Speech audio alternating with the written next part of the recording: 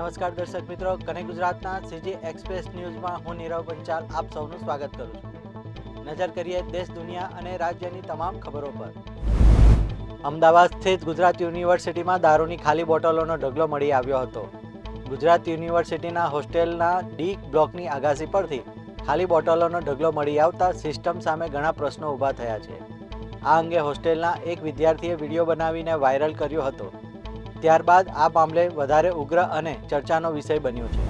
મુખ્યમંત્રીની અધ્યક્ષતામાં આજે કેબિનેટની બેઠક યોજાશે, જેમાં બજેટ સત્રને લઈને ચર્ચા થશે। તો ઉપરાંત વિભાગના બાકી રહેલા અને બજેટની નવી બાબતો અંગે પણ સમીક્ષા કરવામાં આવશે। બેઠકમાં શિયાળુ સિઝનના પાકથી લઈ દાવોસમાં ગુજરાતના રોકાણ અંગેની ચર્ચા પણ થઈ શકે છે। ગુજરાત એટીએસ દ્વારા પકડાયેલા આતંકવાદી ફૈઝાન શેખના ખતરનાક મનસૂબાએ અંગે મોટા ખુલાસા થયા છે।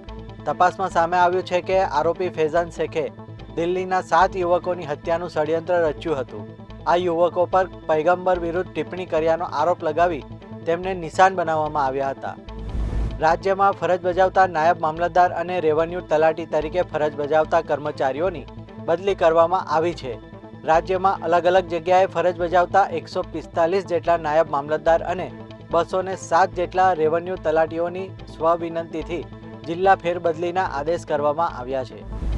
મહારાષ્ટ્રના બારામતીમાં લેન્ડિંગ કરવાનો પ્રયાસ કરતી વખતે એનસીપી નેતા અને મહારાષ્ટ્રના નાયબ ઉપમુખ્યમંત્રી અજીત પવારને લઈ જતું વિમાન ક્રેશ થઈ ગયું હતું। આ વિમાન દુર્ઘટનામાં અજીત પવાર સહિત કુલ 5 લોકોના મોત થયા હતા। ટ્રમ્પ દ્વારા લગાવવામાં આવેલા ભારે ટેરિફ ગ્લોબલ માર્કેટને નવું સ્વરૂપ આપ્યું છે। હવે યુકે, કેનેડા અને બ્રાઝિલ જેવા દેશો ચીન અને ભારત તરફ વળી રહ્યા છે। દરમિયાન ભારત EU FTA એક નવા આર્થિક કેન્દ્ર તરીકે ઉભરી આવ્યું છે। ભારતીય હવામાન વિભાગે સક્રિય વેસ્ટર્ન ડિસ્ટર્બન્સને કારણે 13 રાજ્યોમાં વરસાદ, કરા, ગાઢ ધુમ્મસ અને ભારે વરસાદની ચેતવણી આપી છે। કાશ્મીરમાં ભારે હિમવર્ષાને કારણે ફ્લાઇટ્સ કેન્સલ કરવામાં આવી અને હાઈવે બંધ રહ્યા હતા। બોલિવૂડના સૌથી લોકપ્રિય અને સફળ ગાયકોમાંના એક અરિજીત સિંહે એક જાહેરાત કરી જેને તેમના ચાહકોને હચમચાવી દીધા હતા।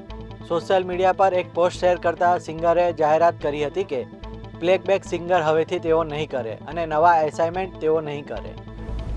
Pakistan cricket team T20 world કપમાં ભાગ લેશે કે નહીં તે મુદ્દો હવે આંતરરાષ્ટ્રીય ક્રિકેટ જગતમાં મોટો વિવાદ બની ગયો છે। પાકિસ્તાન ક્રિકેટ બોર્ડ તરફથી આવતા સંકેતો અને રાજકીય નિવેદનોને કારણે અસમંજસની સ્થિતિ સર્જાઈ છે। હાલ સ્થિતિ એવી છે કે પીસીબી આ મહત્વપૂર્ણ ટુર્નામેન્ટમાં રમવાનો અંતિમ નિર્ણય પોતાની સરકારની મંજૂરી બાદ જ લેશે। નાણામંત્રી નિર્મલા સીતારમણ 1 ફેબ્રુઆરીએ સતત 9મી વખત બજેટ રજૂ કરીને ઇતિહાસ રચશે। તેઓ સતત સૌથી વધુ બજેટ રજૂ કરનાર નાણામંત્રી બનશે અને મોરારજી દેસાઈના રેકોર્ડની નજીક પહોંચશે। બજેટ સત્ર પહેલા યોજાયેલી સર્વદલીય બેઠકમાં સરકાર અને વિરોધ પક્ષ વચ્ચે તણાવ જોવા મળ્યો હતો। સરકારે જી કાયદા અને SIR પર ચર્ચાની માંગ ફગાવી દીધી અને કહ્યું કે બજેટ સત્રમાં ચર્ચાનું કેન્દ્ર માત્ર બજેટ રહેશે। તો આ હતા આજના કનેક્ટ ગુજરાતના સીજી એક્સપ્રેસ ન્યૂઝ। નવા સમાચારો અને વધુ અપડેટ્સ માટે તમે જોડાયેલા રહો કનેક્ટ ગુજરાત સાથે। ત્યાં સુધી મને રજા આપશો। નમસ્કાર।